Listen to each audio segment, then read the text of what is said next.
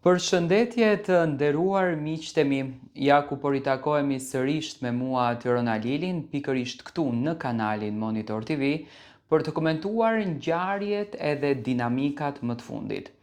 Pyetja më e madhe që më bëhet dhe komentet më të mëdha që shkruhen, bazuar në rastin e vitit të kaluar kur Big Brother VIP Kosova vendosi që të penalizoj gjestin nga loja, e njëjta gjë ndodhi dhe me Edin. Fansat e Edit nuk besojnë në asnjë mënyrë që publiku është ai që e ka nxjerr Edin jashtë loje, por mendojnë që e ka nxjerr produksioni.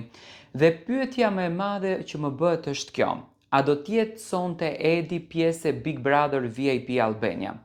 Në fakt ekziston një lajm i tillë që Edi sonte mund të bëhet pjesë e këtij kastit. Unë do të kisha dashur shumë që ta shoh Edin në Big Brother, sepse unë e di që Edi ka një kapacitet që nuk pati vendin, momentin dhe rëmbimi i lojës brenda nuk e lejoi që ai ta shprehen.